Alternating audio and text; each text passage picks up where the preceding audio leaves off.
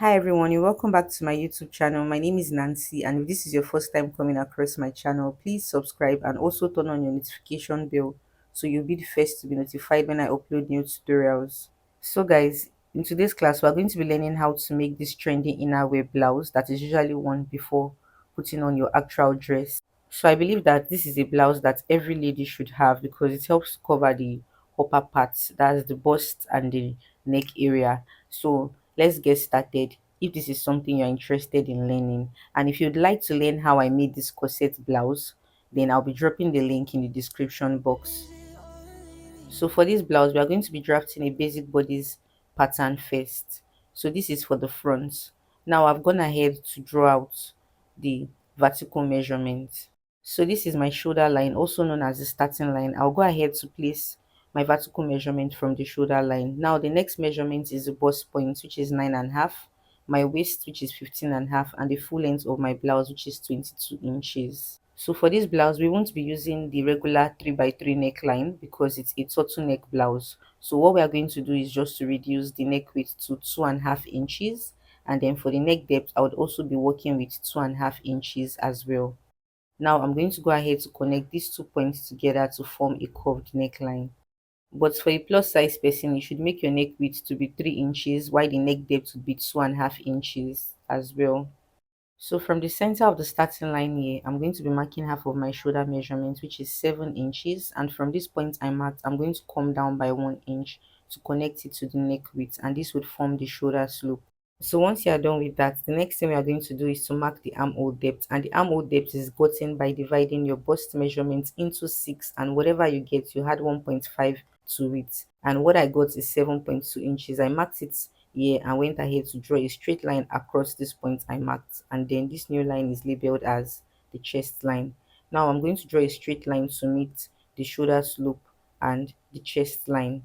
Now on the armhole line here, I'm going to place my tape measure to mark the midpoint, and because this is for the front pattern, I'm going to mark half of an inch from the midpoint here, and this is to reduce any form of bulginess that might want to appear around the center armhole.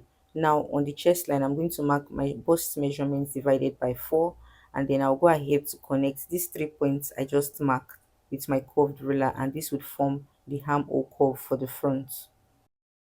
Now the next step is to work on the darts. For the darts, we're going to be working with our nipple to nipple measurements. My nipple to nipple measurement is 7 inches, so I'm going to divide it into 2, and that will be 3.5 inches. Now I'm going to mark this 3.5 inches on the bust line, the waist line, and on the hip line to connect the 3 points together with a straight line. Now on the waistline here, I'm going to come in on both sides by half of an inch from the straight line. And from the bust point here, I'm going to come down by 1 inch to connect the 3 points together. And from the waistline, I'm going to come down by 4 inches to connect this point to meet the points I marked on the waist. And this would be the darts for the front piece. So you can see it's actually very simple. So I've already placed my bust measurements on the chest line. Now on the waistline, I'm going to place my waist measurements divided by 4, and then I'll take the dart intake here, which is 1 inch, to replace it by the side here. Now on the hip line, I would place my hip measurements divided by 4. Now I'm going to connect the bust measurement to meet the waist measurement. Take note of how I'm placing my pattern master, and then I'll connect the waist measurement to meet the hip measurement. After which I'll go ahead to cut out my front pattern. So this is basically how to go about cutting out the front pattern. Now let's go ahead to cut out the back pattern. So the back pattern is a little bit different from the front pattern because of the zipper allowance. So you can see that I've gone ahead to mark my zipper allowance. From the center of the pattern paper, I used 1.5 inches as my zipper allowance, and then I went ahead to mark the starting line as well, which is also referred to as the shoulder line. So from the shoulder line, I'm going to go ahead to mark the bust point, which is 9.5 inches, although the bust point is not really useful because our bust is not at our back. Now, after marking the 9.5 inches, I'll go ahead to mark my waistline, which is 15.5, and the full length of the blouse, which is 22 inches. Now, I'll go ahead to draw straight lines across all these points I just marked. So here you would notice that I started drawing these lines after the zipper allowance. So I'm going to label this line as the bust point line. the waistline and the hip line. So for the neckline of the front piece, we know we used 2.5 inches as a neck width. I would also place my tape after the zip allowance here to mark 2.5 inches. And then for the neck depth, I'll be marking just 1 inch. Now I'll go ahead to connect these 2 points together to form a curved neckline. Now from the center of the shoulder line, which is after the zip allowance, I would mark half of my shoulder measurement, and from this point I'll come down by 1 inch to connect it to the neck width. Now from the shoulder slope, I would mark my armhole depth, which is 7.2 inches, just the way we calculated it for the front pattern. Now I'll go ahead to draw a straight line across this point, and this line is going to be labeled as the chest line. So now I'm going to use a straight line to connect the shoulder slope to meet the chest line. Now the next step is to mark the midpoint on the armhole line. But since this is a back pattern, you don't have to go in by half of an inch. Now on the bust line, I marked my bust measurement divided by 4, and then I'm going to connect these 3 points together, which is from the shoulder slope to the midpoint of the armhole and to meet my bust measurement. So take note that the dart for the back pattern would start from the chest line. So I will divide my nipple to nipple measurement by 2, and then I would mark it on the chest line, the bust line, the waistline, and the hip line. So take note that the dart for the front pattern started on the bust point line, but the dart for the back pattern started on the chest line like I've done here. Now on the waistline, I'm going to go in by half of an inch on both sides. Now on the chest line, I came down by 1 inch, and I would connect these 3 points together. So from the waist, I'll come down by 4 inches, just like I did for the front pattern, and then I'll connect this point to meet the point at the waist.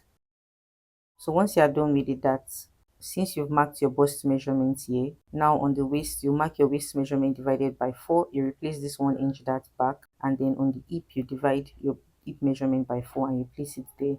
Now I'm going to connect my bust measurement to meet my waist measurement, and then my waist measurement to meet my hip measurement. Once you are done with this, the next thing you are going to do now is to cut out the back pattern. But before doing that, let's extend the neckline into the zipper allowance and also extend the hip line into the zipper allowance as well.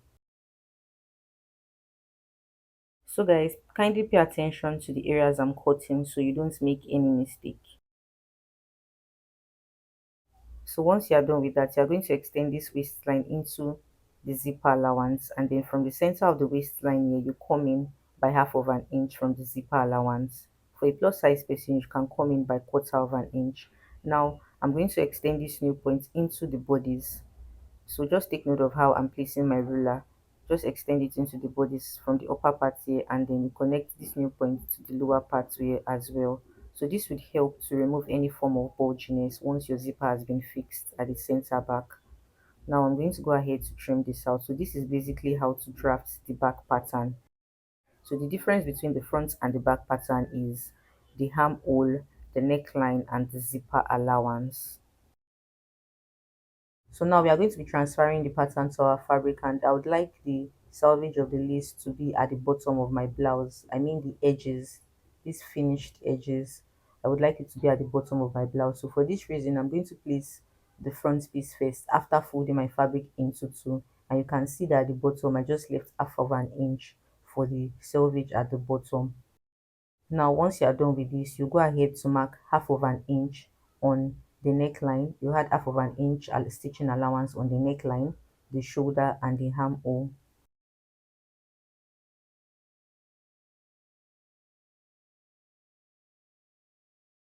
Now for the side of the blouse, I'll be adding just 1.5 inch stitching allowance. So once you are done with this, you go ahead to cut out following the direction of the white lines. So for the back, I folded the fabric into two as well, and then I placed the back pattern directly on the folded fabric. Now you don't have to place the center back on the center of the fabric because it has a zipper allowance at the center back. Just make sure that the length of your pattern paper is placed ½ inch away from the selvage end. Now I'll go ahead to pin my pattern to the fabric, and then for the zipper allowance, I'll be adding half of an inch stitching allowance. For the neckline, I'll be adding half of an inch stitching allowance. On the shoulder, I would add half of an inch stitching allowance, and on the armhole, I would add half of an inch stitching allowance. And for the side, I would use 1.5 inch, just like we did for the front. So once you've added the stitching allowance, you go ahead to cut out following the white lines. So now let's mark that on our actual fabric. This is the easiest way to go about it. So what I'm going to do now is to unpin the pattern, and then I'll place my finger at the starting of the dart here to mark it directly on the actual fabric, and then I would also place my finger at the end of the dart here to mark it on the actual fabric as well. Now I've gotten 2 points here. I'm going to connect these 2 points with a straight line. So after I did this, I took out one of the back pieces to do exactly the same thing on the other back piece. So I'm going to flip the other back piece to the wrong side of the fabric, and from here I could even see the points I chalked initially. Now I've connected it with a straight line as well. So now I'm going to pick the starting and the end of the dart this way to fold the fabric into two. And obviously you can still see the top of the dart and the end of the dart here. Now what we are going to do is to actually fold the pattern paper this way as well. So I'm going to pick the top of the dart and the end of the dart on the pattern paper here to fold it this way. Now you notice that the pattern paper is folded exactly the same way I folded the actual fabric. So what we are going to do now is to measure the dart starting from the beginning of the dart to the waist. This is 6 inches. I'll place my tape on the beginning of the dart on the actual fabric to mark 6 inches. Now on the waist here, in between, I had half of an inch. I marked it here as well, and then I'll connect this new point to meet the top of the dart and the end of the dart, after which I would head over to my sewing machine to stitch directly on this white line on my actual fabric. So make sure you are doing the same thing on the second back piece. So after stitching the dart on the two back pieces, this is how it should be. Now let's work on the front piece. Now from the front piece, I'm going to raise the pattern paper this way to mark the starting of the dart, and I would also mark the end of the dart as well on the actual fabric. And once I've done this, I'm going to raise the front piece this way to place my finger on the first dart to mark it on the other side, and I'll place my finger on the end here to mark it on the other side. So the essence of doing this is for us to be able to identify the point the dart is going to begin and end. So you can see 2 points here and 2 points on this side as well. Now what we are going to do is to pick the top and end of the dart this way on this side, and then I would also bring the pattern paper for the front piece to fold it exactly the same way. Now once I've done this, I'll take the measurement of the darts from the top of the dart to the waist. This is 5 inches. I'll place my tape measure from the starting of the dart here to mark 5 inches. Now on this 5 inches, I'll go in by half of an inch, just the way it is on the pattern paper, and then I'll connect this point I marked to meet the dart at the top and at the bottom. Once I've done this, I'm going to head over to my sewing machine to stitch the white line, and after stitching, this is how it should be. Now once you are done with that, you're also going to pick the dart on this other side as well to fold the front piece this way, and then the starting of the dart, you're going to place the tape measure to measure all the way to the waist, which is 5 inches, just like I measured for this first dart I just made. And from this point I marked 5 inches, I'll go in by half of an inch to connect it to the top and end of the dart point. Now I'll head over to my sewing machine to stitch following the white lines, and this is basically how to stitch the darts for the front piece. So once you're done with this, you place the two back pieces directly on the front piece, right side to right side facing each other, and you head over to the sewing machine to stitch the shoulders together by half of an inch. After stitching the shoulders together, the next thing you are going to do is to stitch the sides by placing your bust measurement divided by 2, and on the waist you place your waist measurement divided by 2, and on the hip you place your hip measurement divided by 2. Now I've head over to my sewing machine to stitch the sides and also stitch the shoulder after I placed my measurement. So on this waistline, I'll go ahead to notch it a little so that by the time I turn my fabric to the right side, it stays relaxed by the sides. So once you have done stitching the sides, this is how it should be. So let's work on the turtleneck.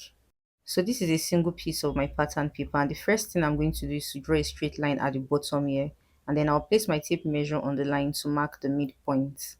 So what we are going to do next is to bring the blouse forward, and then I would fold the blouse into two this way, making sure that the center back is placed on each other. Now around the neckline here, I'm going to place my tape measure from the center front to the shoulder joining. So from the center front here to this joining at the shoulder is 3.5 inches. So I'll place my tape from this point here to mark 3.5 inches, and I'll label this as the front. Now I'm going to place my tape measure from the joining here to the center back. That's where the zipper allowance is, and this is 4.5 inches. I'll place my tape from this midpoint here to mark 4.5 inches, and this part will be labeled as the back. That's for the back neckline. So now on this point here, I'll come up by 1/4 of an inch. Take note of that, 1/4 of an inch, and then I'll connect this point to meet the midpoint with the curved side of my ruler. It shouldn't be too curved, but at least it should have this curvy shape. So I'm going to connect these 2 points together. Now the next step is to mark the height of the collar.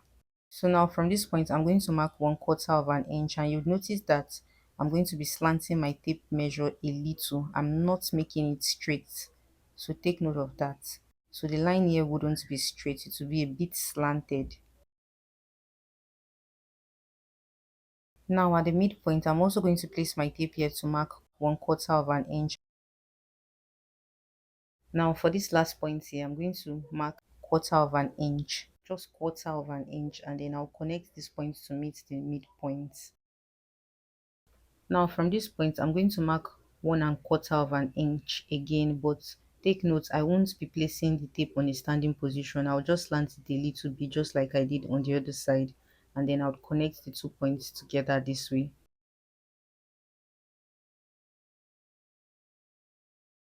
Now I'm going to use the curved side of my ruler to connect the top of this point. Now it shouldn't be too curved, but at least it should just have this curvy shape a little. So you can see connecting this point to meet the midpoint, and then from the midpoint to meet this other point at the end. So this is basically what we are going to be using. So what we're going to do now is to cut it out. While cutting, you should also label the upper parts of your collar so you don't make any mistake when you are transferring the pattern to the fabric. So I just went ahead to make a arrow symbol here to indicate that this is the top of the collar. So now I'm going to go ahead to cut out the collar completely. So now I'm going to be folding the lace fabric into four, and then I'll place the collar this way. I'm going to place the center of the collar directly on the center part of the folded fabric, and then I'll go ahead to pin the pattern to the fabric. After pinning, I'll go ahead to mark 1/2 of an inch stitching allowance on the sides. So after this, I went ahead to cut out the collar following the white lines. So now I'm going to take out the pattern to spread out the collar, and you'd notice that we have two pieces, and this is because we folded the fabric into four. Now I'm going to place the pieces on each other, right side to right side facing each other, and then I'll go ahead to stitch the sides following the direction of the chalk. While the upper part here would be opened. So after stitching, you're going to notch the top part here that was stitched, and then you turn the fabric to the right side this way, after which you'd head over to the ironing board to iron it properly. So once you are done ironing, this is how it should be. So before stitching the collar to the neckline, you are going to place this collar on your towel, and then you fold the edges of the collar inward by 1/2 of an inch while you use your pressing iron to hold the fold, just like you see me doing. So you just keep folding the edges, these opened edges, inward by 1/2 of an inch while you keep ironing it so that the fold stays intact.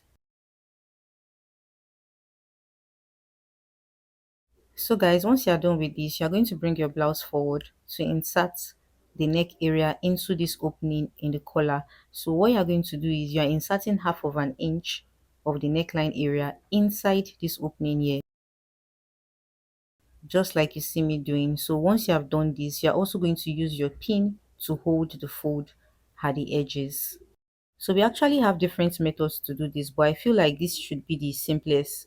So what I'm going to do is just to pin the edges. Now, when you pin it, make sure that the neck area of the blouse is actually inside this opening that we inserted it into. But to be sure about this, after pinning here, you can actually flip the blouse to the other side to see if the neckline is in. You can see this particular part did not enter properly, so I'm just going to insert the neck area into it to pin again, and now it's better. So I'm going to head over to my sewing machine to stitch directly on the edges of the folded collar, And after stitching, this is how it should be. You can see it's actually very neat on the outer part and on the inner part as well. So guys, I'm going to fold the blouse into two so that I can easily draw the lines where the zipper would be attached to. So my zipper allowance was 1.5 inch. I'm going to place my tape from the center back here to mark 1.5 inch. Take note that I'm marking directly on the right side of the fabric here.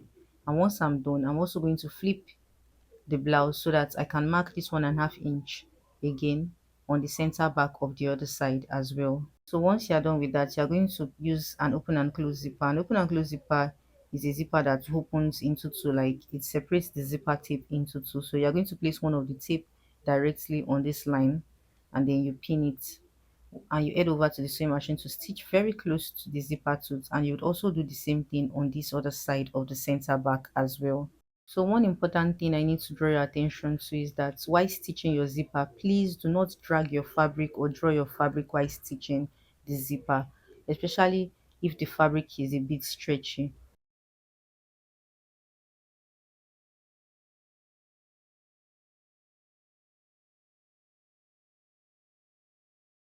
You can see that my zipper is flat, and that's because I didn't drag my fabric while stitching the zipper. So guys, the next thing we're going to do now is to work on the sleeve.